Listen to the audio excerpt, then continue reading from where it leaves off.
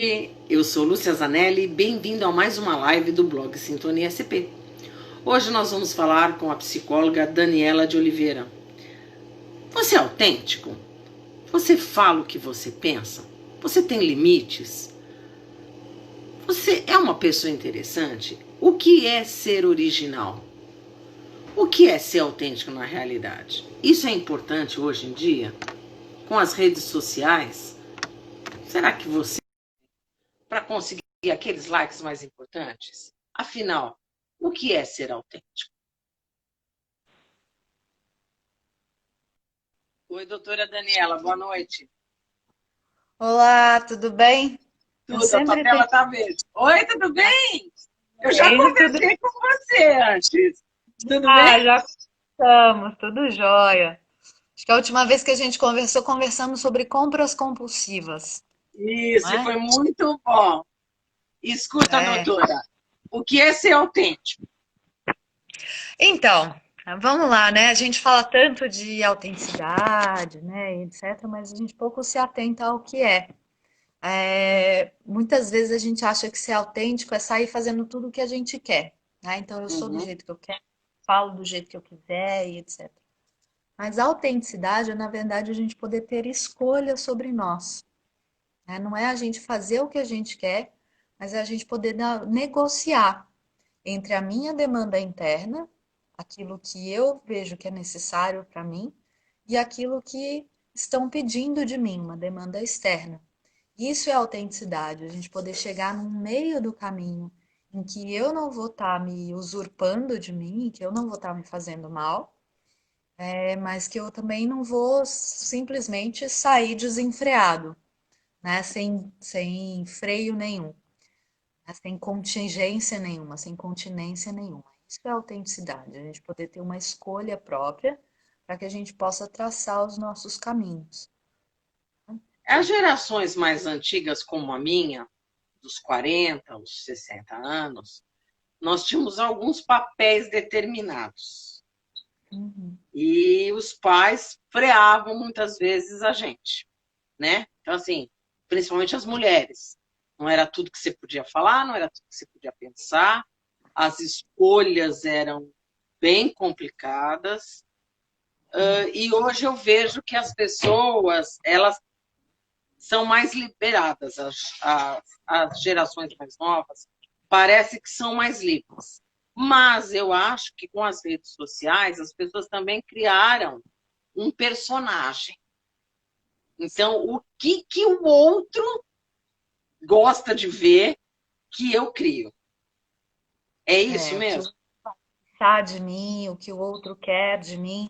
Então eu É. fico muito mais voltado para o outro do que para mim mesmo, né? Não é o que eu estou sentindo, o que eu quero, que tipo de ser humano eu quero ser, mas é o que o outro espera, né? Uhum. É, isso é um grande perigo, né? Isso é um grande risco para nós, mesmo enquanto seres humanos. Nós somos seres emocionais. E se a gente não está atento às nossas emoções e às relações nas quais a gente convive, as emoções que a gente está nas relações que a gente convive, a gente se perde, né? Então a gente se perde de nós mesmos, a gente se perde do nosso caminho, a gente se perde das nossas escolhas. Aí é exatamente isso. A mídia social vai trazendo esse lugar de eu tenho que mostrar que está tudo bem, eu tenho que mostrar que, né, que a minha vida é maravilhosa, eu tenho que mostrar X, que eu sou de tal forma, que eu visto tal coisa, enfim, vários Eu estou mostrar. bem. Então, eu tenho visto assim que antes da pandemia, eu via muito em qualquer lugar, restaurante, bar, baile, peças de teatro, cinema. As pessoas não iam, as pessoas iam com o celular. Faziam questão de tirar foto. Olha, eu estou aqui, né? Mas eu vejo que com a pandemia a coisa não mudou. Agora olha o que eu estou fazendo na minha casa. Porque até antes da pandemia, as pessoas não mostravam a casa. A casa Sim, era uma coisa meio secreta, né? E agora as pessoas estão mostrando isso direto. Não, olha que bacana, né? Eu cozinho, olha, eu sei fazer isso, eu sei fazer aquilo. Então, eu acredito que essa nova geração, ou até a minha, né? Porque não também a minha, Sim. faz com que a gente continue querendo agradar o outro. É isso?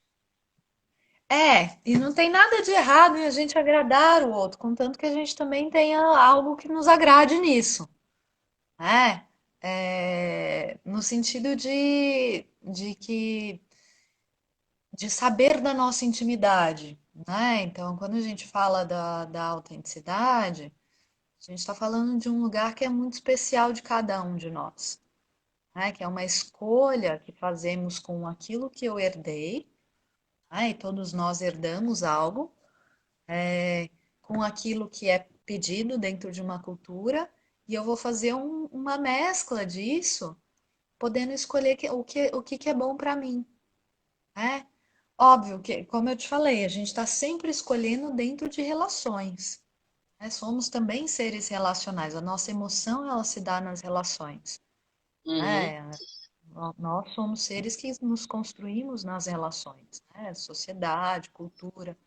Só sobrevivemos porque somos seres de relação, né? E aí a gente se adaptou muito bem ao mundo inteiro.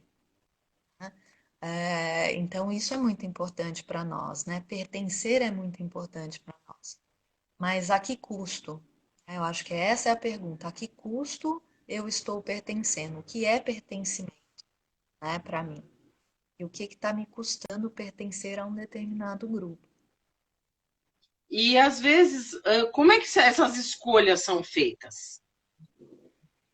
Então, quando a gente fala de uma escolha autêntica, né, porque a gente está fazendo escolha o tempo inteiro. Então, eu posso ter Uhum. uma escolha que é inautêntica e uma escolha autêntica, né? As escolhas inautênticas geralmente são essas escolhas que a gente vai ou porque mandaram, ou porque acham legal, ou porque meu pai quis, ou porque alguém quis, né? Ou porque eu estou fazendo tão no automático que eu nem escolho mais, já foi escolhido. Foi escolhido por uma Uhum. cultura, foi escolhido por uma sociedade, e eu estou fazendo do mesmo jeito, né? Ou fazer do mesmo jeito, né? Quando a gente fala de uma escolha autêntica, é uma escolha muito embasada mesmo, primeiro, naquilo que a gente sente. Então, é muito importante que a gente possa ter esse contato com a nossa própria intimidade. Quando você fala de mostrar a casa, né? É algo como se a nossa intimidade fosse aberta, mas mesmo assim, mais ou menos, porque as pessoas vão maquiando, né? Sim, Vão claro. mostrando que é da intimidade, né? A nossa intimidade é algo muito privado nosso, a gente não mostra para ninguém, não é assim, né? Mostra Ninguém para pouquinho. mostra, né? Que acorda com mau hálito ou então de mau humor. É para pouquíssimos, né? Para pouquíssimos confiantes ali. Mas são escolhas baseadas nesse lugar de intimidade de nós. Então é muito importante que a gente possa estar atento às nossas emoções e a como a gente está vivendo as nossas emoções, né? Então, uma escolha autêntica ela é baseada em como a gente faz as coisas. Então, é muito importante que a gente esteja sempre atento ao modo como estamos nos usando, como fazemos algo, como a gente faz o nosso trabalho. Então, uma escolha autêntica não é necessariamente, então, vou mudar de emprego, eu e vou fazer outra coisa completamente diferente, porque eu acho que eu não gosto disso aqui. Isso talvez não seja uma escolha autêntica, isso talvez seja uma escolha baseada muito sob pressão, estresse, e um modo que eu aprendi a fazer aquilo que eu faço, né? Agora, eu posso fazer de uma outra maneira e gostar, e aquilo fazer sentido para mim, né? Então a gente precisa tomar muito cuidado com isso, para não cair também no conto do vigário, né? É. Ele conta que então eu vou ter aqui eu vou comprar a minha casa de praia e aí eu vou viver com o pauzinho para cima e isso vai ser ótimo para mim. Geralmente essas pessoas são muito E, frustradas, porque e, isso não é uma autenticidade. e como é que eu faço para fazer uma escolha autêntica? Eu tenho que Tem, sentar e refletir? Porque ou tem, é sentar e chutar o pau da barraca? só que deixei bem claro, chutar o pau da barraca não é uma escolha autêntica. Nem sempre. Às vezes a gente se prepara para fazer uma transição. Ah, ok. Pode ser que a minha escolha requer, né, uma transição, requer que eu faça uma transição na vida. Isso é uma coisa. Outra coisa é chutar o pau da barraca. Isso não é uma escolha autêntica, né? Isso é só explosão, impulso. É uma escolha autêntica, ela geralmente não é feita no impulso, raramente ela é feita no impulso, né? A autenticidade, ela vem desse lugar da reflexão. Ela vem desse lugar de deixa eu entender o que eu estou sentindo aqui, como que eu estou fazendo isso, o que que eu estou fazendo comigo. Essa é uma pergunta, né? O que eu estou fazendo comigo na minha vida, né? E o que que eu quero fazer, como eu quero fazer o que eu for fazer. Isso de verdade muitas vezes independe de mudar algo, no sentido de vou mudar a minha carreira. Às vezes sim, às vezes tem a ver com o lugar que eu ocupo na minha carreira que não é, que eu escolhi uma profissão que não era a profissão que eu queria. Ah, ok. Mas pode ser que não tenha nada a ver com isso, mas pode ser que tenha a ver com como eu faço.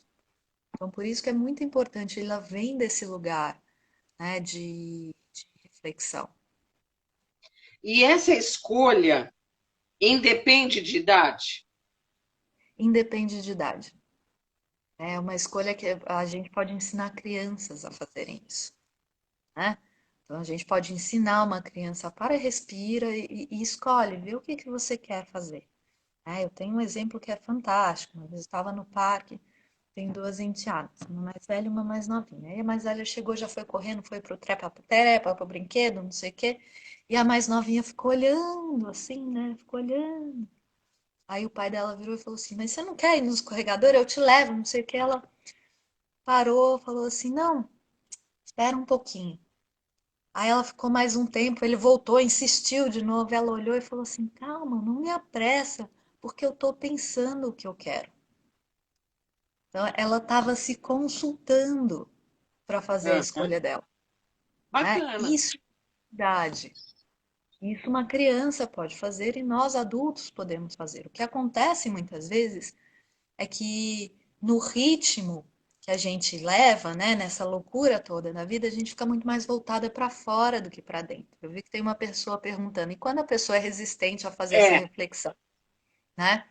É, Então, aí tá uma questão que é nossa enquanto ser humano, né? Eu não posso intervir no processo do outro.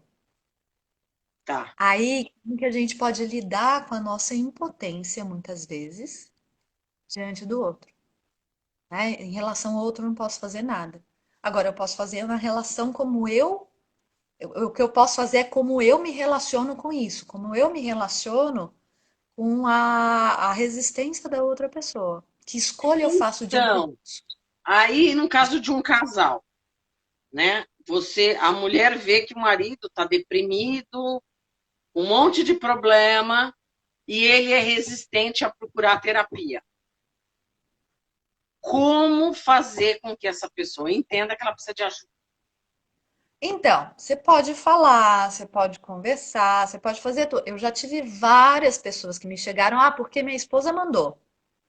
Esta É. pessoa não fica num processo terapêutico, porque minha namorada ou meu namorado mandou. Esta pessoa não Hum. fica no processo terapêutico. Ela vai uma, aí falta três, aí ela não tem um compromisso com ela ali. Então a pessoa precisa primeiro se comprometer com ela. Tá? Então é isso que eu falo. Em relação ao processo do outro, a gente tem pouco o que fazer, mas a gente tem o que fazer conosco diante do processo do outro. E o que Tá? a Então, gente pode fazer perante o processo do outro? que Porque escolhas é eu vou fazer? difícil você ver isso. Ou eu vou ficar muito aflito junto, eu vou me deprimir junto, ou eu vou manter o meu lugar e vou tentar dar umas dicas aqui e ali, né? E vou poder dizer para a pessoa, olha, tá difícil para mim te ver desse jeito, né? Então, essas são escolhas, porque é isso, eu posso também estar ali, estar aflita porque o outro está deprimido, mas a minha aflição não vai ajudar em nada aí. Não, Muito pelo contrário, só vai me atrapalhar, né? sim. Então, como que eu vou me manejar, como eu vou me gerenciar diante da minha aflição, né? Como eu vou gerenciar a minha aflição para lidar com essa situação, para lidar com essa relação, né? E aí tem uma outra pessoa perguntando se a meditação é Meditação é um caminho para autenticidade? a meditação é um dos caminhos que a gente tem. A terapia, né, que tem todo esse autoconhecimento, né, que a gente trabalha muito na questão da influência da emoção, e a meditação ela também é um caminho, porque a meditação você está atento, né, ao que você está fazendo com você. A meditação é você estar presente em você. Esse é o primeiro passo, né, para a autenticidade. Né? Então, a autenticidade ela tem muito a ver com essa autoinfluência que a gente pode fazer sobre as nossas emoções. Então, existe uma diferença, né? Eu falo Hum. que tem a meditação é você observar, e aí você demora um tempão. E uma das coisas que eu faço é a meditação formativa, que aí você aprende a influenciar esse lugar que você está, né? Você aprende a influenciar a aflição, a angústia, a tristeza, a alegria, esses estados emocionais. É que é muito difícil você, às vezes, se olhar no espelho e ver que você está insatisfeito, né? Ou você chegar a uma fase da tua vida e você falar, olhar para trás e falar, meu, o que eu fiz? Mas às vezes você tem que parar de, você tem que, na minha opinião, eu estou fazendo esse exercício de reflexão, né? Eu Uhum. completei 60 anos e agora eu estou olhando para trás. Olhando para Sim, trás e vi que eu fiz, mas eu tenho que pensar que eu não vou mudar mais essa trajetória de 6 décadas. Não dá para mudar. O que eu posso é olhar daqui para frente e ver o que eu vou fazer. E com exatamente. qualidade de vida. Então, assim, eu sempre fui de chutar o pau da barraca, vou ser muito honesta. Uhum. Eu era uma pessoa que, quando eu não estava satisfeita, eu chutava o pau da barraca e acabou. Mas eu Aham. acho que agora, com o tempo, eu estou vendo que não dá para querer mudar o outro. Não dá para mudar determinadas situações. Não dá mesmo, né? Assim, a gente não tem controle sobre aquilo que está fora de nós. A única coisa que eu posso influenciar é como eu me sinto em relação a isso e o que eu faço com isso.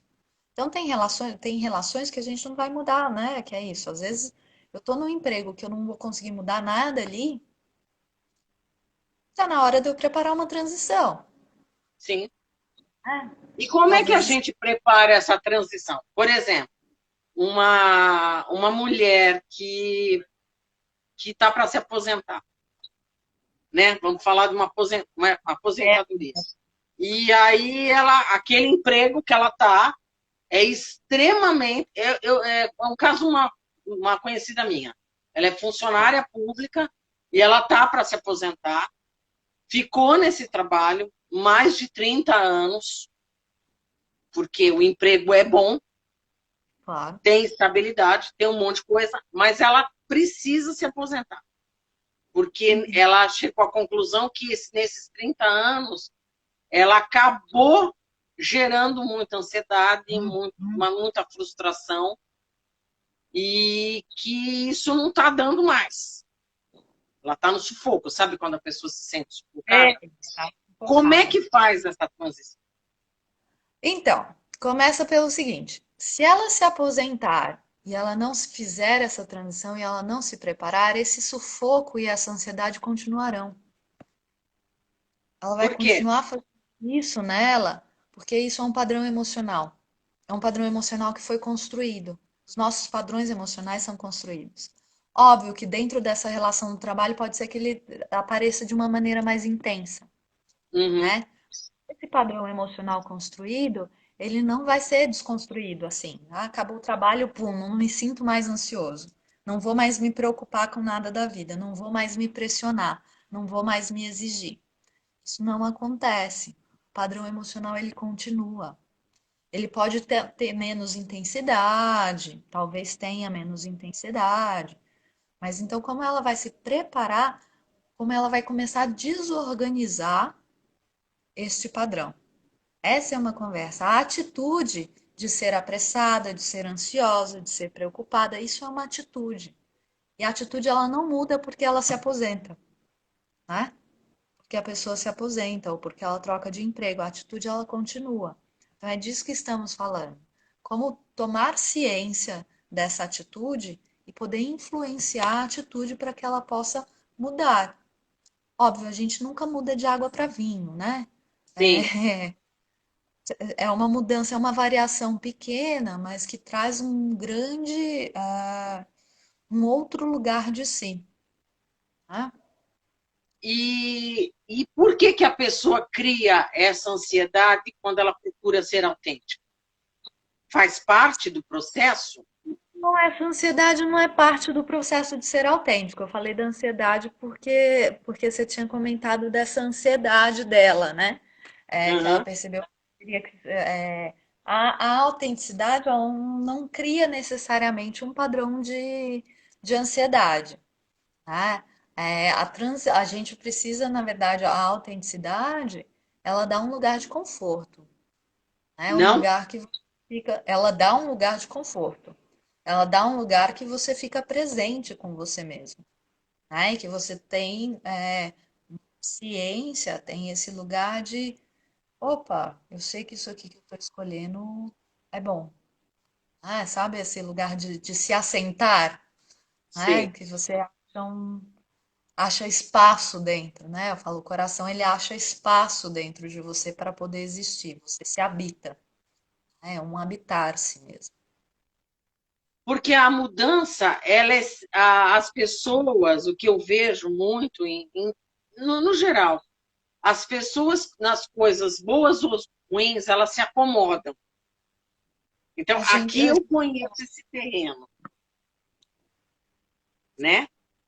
Então, tá ruim, mas eu mas tá bom, eu estou me ajeitando, eu conheço. conheço. É. E aí eu acho que é aí que vai criando todos esses obstáculos, não é? Nós somos seres muito adaptativos, inclusive a outros padrões de estresse, então a gente nem se percebe às vezes. Então, por isso que é muito importante a autorreflexão e a meditação e a terapia, para que a gente possa se conhecer nos nossos estados naturais. A gente pouco se conhece, né, próximos da nossa vitalidade, dos nossos processos de vida. A gente se conhece muito mais afastado deles, mais responsivo a pagar o boleto, né? Muito mais É, responsivo ao foco, a mostrar algo, né? Então isso vai formando esses padrões, né? Rígidos, esses padrões mais alerta, esses padrões mais sufocados, né? De ansiedade ou de depressão. Então, eu acho que nesse sentido é o que a gente vai falando de como a gente pode não se perder de si, né? Então, quando a gente vai fazer uma mudança, quando a gente percebe, né, então me adaptei, mas tem uma hora que essa adaptação fica insuportável, né? Quando você não está próximo do seu processo de vida, isso vai gritar. Vai chegar uma hora que vai gritar, seja fisicamente, seja emocionalmente. Né? Você vai começar a ter dor nas costas, você vai começar a ter enxaqueca, você vai começar a ter dor no estômago, gastrite. Né? Isso vai aparecer. acaba fazendo uma. Aparece, começam a aparecer doenças psicossomáticas. É isso? Exata, é isso. Doenças Tem uma psicossomáticas. pessoa perguntando assim: as pessoas confundem autenticidade com falta de educação. Porque diz que ser autêntico é falar o que pensam e agir sem pensar se vai magoar ou maltratar o outro. Como se define autenticidade? Ok. É um pouquinho que eu estava falando ali no começo, né? Que a autenticidade, ela não é o impulso.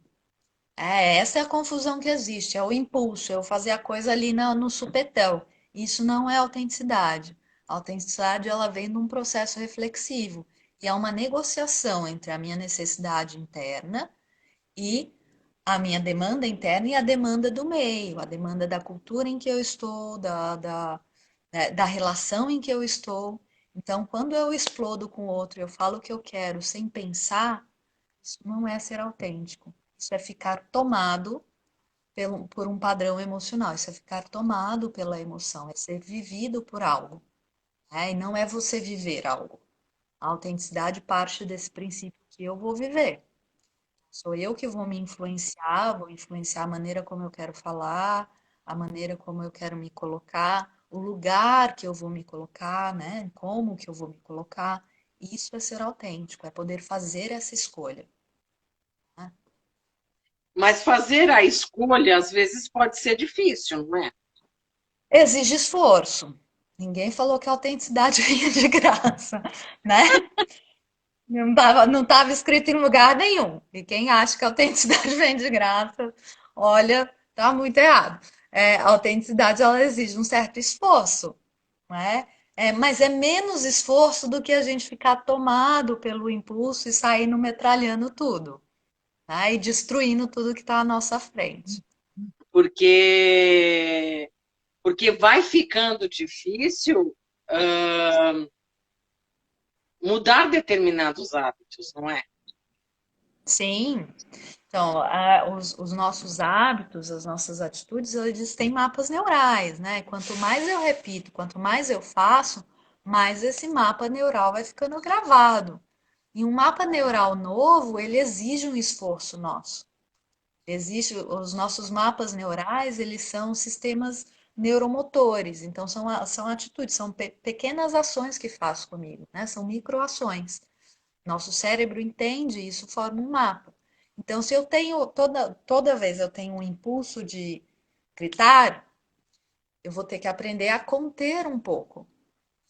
Mas isso vai me exigir um esforço, porque se eu estou fazendo isso há anos, eu fiz isso a vida inteira, nossa, se eu fiz a vida inteira chutar o pau Hum. da barraca, como a gente estava falando, mudar essa atitude requer um esforço, requer vigília, né? De opa, tô entrando nela. Por isso requer a gente se conhecer e conhecer muito bem os nossos padrões emocionais para saber quando a gente está entrando nessa atitude, para que a gente não faça, não complete ela, né? Aí quando a gente contém um pouco, aí forma um outro mapa. E aí a gente precisa ir trabalhando nisso.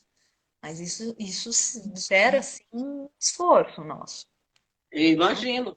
Porque é difícil você mudar hábitos, atitudes, porque tem gente que é muito explosiva, e tem gente que é Sim, muito calada. sim. E, Então, e isso é o contexto. a autenticidade é o equilíbrio entre os dois, não é? Sim, a autenticidade é um equilíbrio. Né, estamos falando de um aspecto específico de comportamento, né? O falar e o explodir. Mas a autenticidade é esse equilíbrio mesmo, né? Que eu vou encontrando.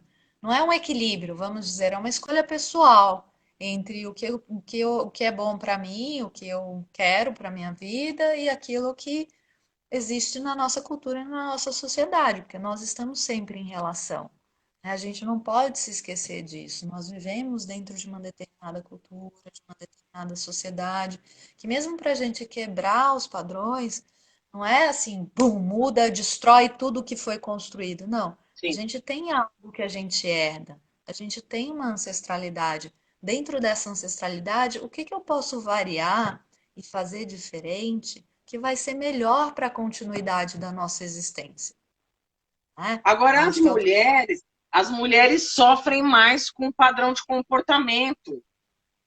Uma mulher, por exemplo, que de repente ela resolve, ela tá cansada, aí ela se enche e fala, chega para os filhos, fala, olha, eu não quero mais o seu pai, eu não quero mais esse relacionamento, ou eu não quero mais ficar nesse emprego, ou eu quero cortar o meu cabelo. As mulheres, elas ainda continuam muito presas a padrões. sim, então, veja só, quando ela chega nesse ponto de falar, não quero mais nada disso, vou mudar da 8 para 80, já tem algo que não foi construído muito antes, né? Já tem algo muito anterior a isso que ela foi deixando ser atropelada, que ela foi se atropelando, né? Sem colocar limite, sem fazer essa negociação que a gente está falando. Por isso que eu te falei, não tem idade, a gente pode ensinar uma criança a fazer isso. A gente pode ensinar uma criança a se consultar e falar: "Ah, será que isso aqui me traz quentinho para o coração? Será que eu tenho espaço no estômago? Ou será que isso me espreme? E eu tô ficando atropelada aqui na velocidade do outro, na cor do cabelo que o outro quer, né?" Então, é essa negociação que a gente está falando, né? Então, quando chega neste ponto, é porque um limite já deveria ter sido colocado muito antes. Uma conversa de negociação já deveria ter sido feita muito anteriormente. Que aí chega num ponto de um extremo do atropelo, né?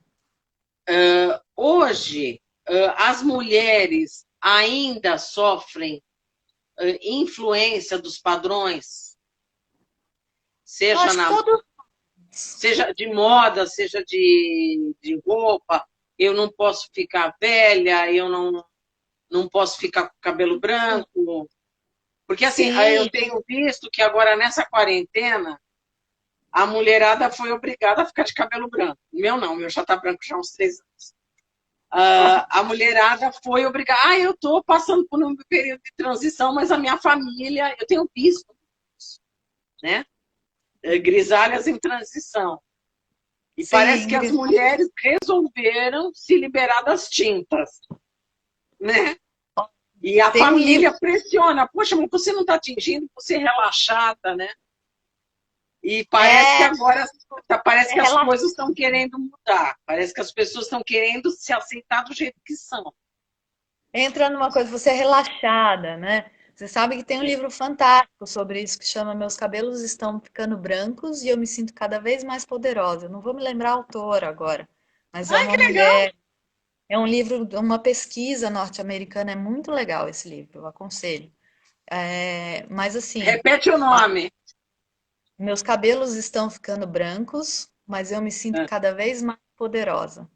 E que ela legal. fala justamente, é uma pesquisa muito séria feita nos Estados Unidos, com várias mulheres eu acho que da costa leste e da costa oeste, né, dos Estados Unidos, justamente sobre tingir o cabelo, deixar o cabelo branco, e o que que isso diz da personalidade de cada uma, o que que isso traz para a personalidade das mulheres.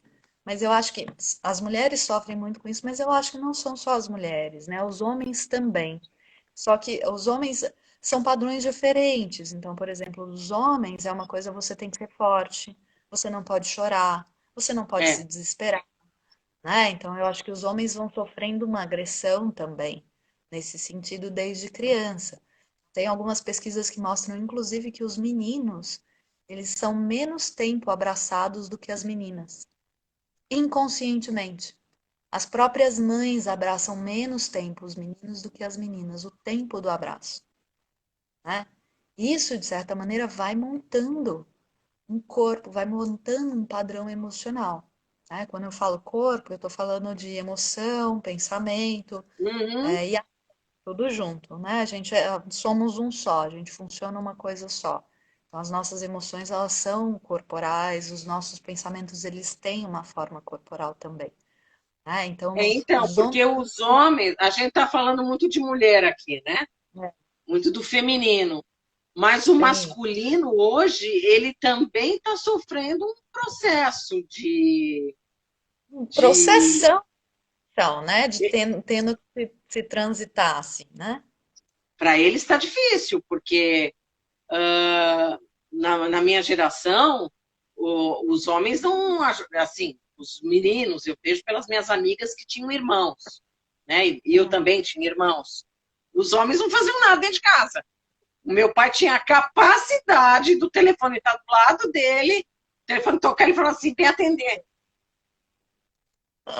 E a gente ia Sim, atender na boa. sim, Os rapazes não faziam nada. E sim. hoje os homens estão partindo mais, estão sendo participativos na educação dos filhos, né? Meu marido chegou a assistir o meu parto, Os meus amigos assistiram o parto das esposas, então parece que os homens começaram a mudar. E eu acho que para eles é muito mais difícil a questão da autenticidade. Porque eu vejo que num trabalho que é um lugar muito competitivo, o homem não pode mostrar que ele está insatisfeito, que ele vai chorar no banheiro porque o chefe acabou com ele, entendeu? Eu lembro de um A caso atividade que eu trabalhava masculina. num grande jornal e entrou um editor novo. E ele era conhecido por ser carrasco. Ele perseguiu tanto um editor de uma editoria que esse rapaz infartou. Porque Todo não dia pode. que nós tínhamos reunião de pauta aqui, era às 15, era às 17 horas. Então, 17 horas, nós íamos para a reunião de pauta. Primeiro se discutia o que ia entrar no jornal naquele dia. Aí vinha o pessoal do comercial, então você tinha se matado de fazer uma reportagem. Aquela reportagem ia cair, ia para o lixo, porque o comercial ia entrar. Aí depois, os outros, eram 2 horas de reunião, né? Das 17 às 19. E era terrível, porque nessa meia hora era uma sessão de humilhação. E esse rapaz, já era um senhor, ele foi sumariamente perseguido. E aí ele Implodiu, né? infartou. É, Aí implode. nós tínhamos um outro editor que, assim, 17, quando estava umas 10 para 5, ele ia para o banheiro e ele voltava cheirado. Ele ia para a reunião doidão. Então, assim, o cara explodia. Era um horror, sabe? O jornalismo, as pessoas falam muito, mas, assim, é um ambiente extremamente competitivo. Sim. E no começo, quando eu entrei, era extremamente machista, ainda continua, né? Uhum. E tanto que os grandes cargos, editores, chefes, dificilmente você tem uma mulher. Quando tem, é exatamente como do Diabo Veste Prada. É Sim, igualzinho. É igualzinho, não. Aquilo ali eu vivi. real, Eu é. tive chefe mulher. E era exatamente daquele jeito. Então, você vê uma coisa que você vê sofrimento. E eu vejo no É, caso dos homens. Porque é. eu vi a sessão de humilhação. Eu E a cheguei a mulher, ver a editora amassar papel e jogar na cara do repórter. Você escreveu e a esse mulher, lixo? né? E a mulher que chega a esse nível, ela não pode, ela fica muito Chora. mais não, na masculinidade, né? Todos nós temos Sim, feminino e masculino, né? Todos nós temos, a gente pode chamar de yin e yang, todos nós temos as duas forças. Então ela tem que ativar muito mais a força masculina, né? Nesse sentido. Então, é quase que não, como se não tivesse, né? E os homens também, isso vai acontecendo com eles desde a infância, né? Eu vi uma pergunta aí sobre as doenças psicossomáticas. Esses padrões geralmente são criados desde a infância. E a gente vem repetindo, repetindo, repetindo, repetindo, repetindo, e aí vai uhum. estourar na vida adulta, né? Isso é Vai triste, estourar né? crises, são anos, né? Você vê Uhum. aí um cara que implodiu, né? Fez um infarto, de tanta Sim, pressão que foi esse vivendo rapaz, ali. ele implodiu, ele implodiu. E aí depois, como esse chefe, ele estava pressionando, tinha alguns editores que eram mais, eles eram mais próximos ao editor, o gerente da área de comunicação, ele acabou sendo mandado embora, né? Mas depois de ter feito um estrago, ele ficou, o quê? 8 meses no departamento. Eu lembro que eu era nova, eu devia ter uns 24 anos, e eu ia de mini saia, né? Às vezes eu ia de mini saia, eu era jovem, né? Isso nos anos Sim. 80. E um dia eu participei dessa reunião, e quando chegou lá no final, ele fez assim: não, não, não, não, não, você vai ficar. Era ele, o gerente de comunicação e mais um outro. E meu editor.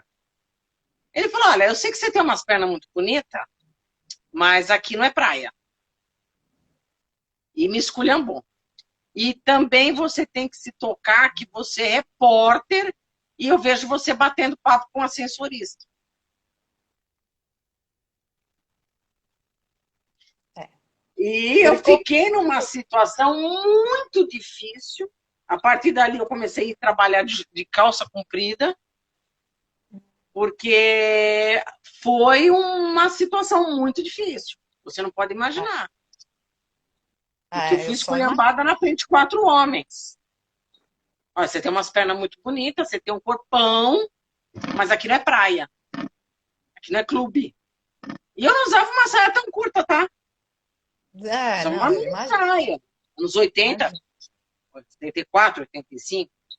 Então, é muito difícil. E os homens sofrem muito com isso. Sim. Porque se o É, cara chora, ele é considerado frouxo. ele é frouxo, mariquinhas, sei lá, né? Qualquer outra coisa. Então eu acho que tem os dois lados, né? Eu acho que tem a mulher e tem o homem também. Então, é, a gente vive numa cultura que vai massacrando a vida emocional. A verdade é essa, né? Independente de ser masculina, feminina, independente de, né, o patriarcado que nós criamos aí é um patriarcado que vem dizendo que, olha, não tem vez, as emoções não têm vez. A gente É. não tem lugar para emoções, né? Mas nós somos seres emocionais. Então, como não tem lugar para emoção, então a gente deixa de ser humano. Não vai dar. Não. Geneticamente, não vai dar. Não vou ser borboleta, não vou ser leão, não vou ser tigre. Eu vou ser humano. Eu vou ser gente, né? Não vou ser galo de briga. Eu vou ser gente, né? Então, enquanto ser humano, nós viemos com um input ancestral, um input biológico de sermos seres emocionais. Aí as nossas emoções vão levando a gente para as nossas relações. E elas vão trazendo, vão dando uma toada para a vida. Então é bom que a gente comece a prestar atenção nelas, para que a gente não termine a vida num infarto, num AVC, numa depressão, numa ansiedade, né? Ou qualquer outra coisa do gênero. Eu queria que você desse umas dicas para a gente ser autêntico, mas sem agredir o outro. Sei lá, agredir o outro, sei lá o que a gente pode fazer. De novo, eu acho que é importante eu repetir isso para as pessoas, né? Olha, ser autêntico não é sair por aí fazendo tudo que eu quero, tudo ao meu bel prazer, entendeu? Derrubando tudo que eu vejo pela frente, falando o que eu quero, do jeito que eu quero, fazendo, né? Arrancar a roupa e sair pelado pela rua. Não é isso. Ser autêntico não é isso, né? Ser autêntico é a gente poder fazer uma escolha sobre nós, entendeu? É, e essa escolha, ela é muito pautada dentro daquilo que é a minha demanda interna com uma demanda externa, nessas relações que a gente vai convivendo. Então a gente precisa sempre lembrar disso. Dicas para ser autêntico, né? Se consulte, reflita, não tome ações impulsivas. As ações impulsivas muitas vezes levam a gente aos arrependimentos. Pode ser que aquilo que eu pensei no impulso, eu vá realmente ver que aqui é a melhor decisão para mim, né? Mas muitas vezes não. Muitas vezes quando a gente para e dorme, né? A gente chega no dia seguinte e fala, nossa, ainda bem que eu não falei aquilo, ainda bem que eu não fiz aquilo, né? Então a autenticidade, ela parte desse pressuposto da gente poder parar, refletir, estar ligados, conectados à nossa vida emocional. As nossas emoções guiam o nosso caminho. As nossas emoções guiam se aquela decisão ela é boa para a continuidade da minha vida ou ela não é boa para a continuidade. Quando a gente está finamente conectado aos nossos estados emocionais, a gente consegue tomar essas decisões. Agora, nesse tempo de pandemia, as pessoas foram obrigadas a, a se recolher, né? Que antes você saía para a rua, você ia trabalhar, você tinha um filho para ir na escola, você tinha que ir no cabeleireiro, você ia na academia, você ia fazer o curso. você tinha muitos estímulos externos. Com a Sim. pandemia, houve esse recolhimento. E as pessoas entraram em pânico porque foram obrigadas a refletir sobre a própria vida. Sim. Algumas Você sim, acha que né? esse momento de pandemia é um momento, esse momento de quarentena, que já não é mais quarentena, é um momento bom para a gente fazer esse exercício e não Acho. explodir com o pai, com o marido, com o filho, com o gato, com o cachorro? Acho que, na verdade, assim, esses momentos, a gente está vivendo uma grande transição enquanto humanidade. Enquanto ninguém nunca viveu isso, somos todos mirins, né, nessa história de pandemia, de quarentena, de usar máscara. Então a gente não, a gente está descobrindo, a gente está entendendo que lugar é esse. Distanciamento social, proximidade, né, dentro do lar, tudo isso é muito novo. Então, estamos ainda assim num processo de transição. E mal a gente fechou, já está abrindo de novo. A gente precisa entender que este tempo, para o tempo do corpo, para o tempo das emoções, é muito rápido. Né? É uma abertura rápida, é um fechamento rápido. Então, para nós, isso é tudo muito rápido. Então, a gente tem que tomar muito cuidado para a gente não ir explodindo no susto. Né? O susto leva a gente muitas vezes à explosão. Então a gente precisa entender que esse momento é um momento que todos estamos assustados. Mas você fala, não, tá tudo bem, não sei o quê. A gente nunca viveu isso. O nosso tempo de adaptação das nossas emoções não é o mesmo tempo da cabeça. Então, na sua cabeça, você pode estar falando que tá tudo bem, tá tudo ótimo, tá tudo não sei o quê. Mas o tempo da emoção é outro. Então, a gente precisa se conectar com este tempo, precisa se conectar com isso e ver o que que eu estou vivendo, né, agora. Está se passando comigo agora, né? Então, eu acho que nesse sentido, esse momento de pandemia é muito bom para qualquer um de nós, né? Poder olhar para o que a gente está vivendo, porque eu, enquanto Daniela, você, enquanto Lúcia, eu, enquanto indivíduo, estou vivendo diante de uma transição humana, né? De uma A gente não transição. sabe o que vai ser daqui para frente. Não, tem ideia. Nós estamos numa Essa história do novo normal não existe. né? Isso aí é Aquilo que a conversa. gente aprendeu, esquece. Esquece, isso não existe. Assim, a gente não esquece tudo, é o que eu falei, a gente vai criando variações dentro daquilo que a gente conhece. Mas ter essa ilusão de que, então amanhã eu vou encontrar meus amigos e vou lá e vou abraçar e vou beijar e vou fazer uma festinha, não, não, isso Enquanto não não é mais, tiver a vacina, não tem isso. né? E Isso não. mesmo após a vacina, você precisa ver o efeito que ela vai ter no teu organismo. E a gente precisa ver como vai ficar isso, como é a adaptabilidade desse vírus. A gente não sabe como é. Então, assim, e todos nós já passamos agora por uma experiência de susto, Foi. tá? De um grande susto. E esse grande susto, a gente precisa ver como isso vai, como que a gente vai digerir isso. Cada um É de nós pouco precisa tempo ver. ainda, né, Daniela? É É muito pouco, tempo. Pouco tempo. é pouco tempo. Pouco tempo para um susto tão grande. E é o que eu te falei, a vida das emoções, ela tem um outro tempo, um outro funcionamento. Essa coisa de que em 2 semanas, 3 semanas eu vou já sair de casa e vai estar tudo bem, isso não acontece. Isso não acontece. Pode ser que eu ignore isso, aí eu posso passar por cima. Tem muita gente que passa por cima. É o que você Sim. estava falando. Todos entraram em pânico na pandemia. Nem todo mundo entrou em pânico. Nem todo mundo olhou para dentro. Muita gente ficou lá filmando a casa, como você falou. Continuou fora, na rede social, É né? verdade. Continuou fora. Então, nem todo mundo panicou. Porque muitas vezes a gente passa por cima disso. A gente atropela. Então, eu acho. Eu queria primeiro te agradecer por participar de novo. Adoro você, gratidão. E eu queria que você deixasse uma mensagem, porque já está dando o nosso tempo. Tá dando nosso tempo. Então vamos lá. Eu acho que uma mensagem que eu posso deixar para as pessoas é isso: autenticidade é uma negociação, não é eu saindo fazer tudo, fazendo tudo que eu quero, à torta e à direita.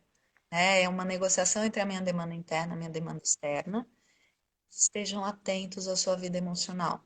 A nossa vida emocional é o nosso guia, vai ser o guia para as decisões que vão deixar a gente mais próximos, uma boa continuidade para a vida. Tá certo. Tá bom. Acho que é isso. Muito obrigada, Daniela. Um forte abraço, gratidão. Tchau, Muita pessoal. gratidão. Obrigada. Beijo. Um beijo para todo mundo. Tchau.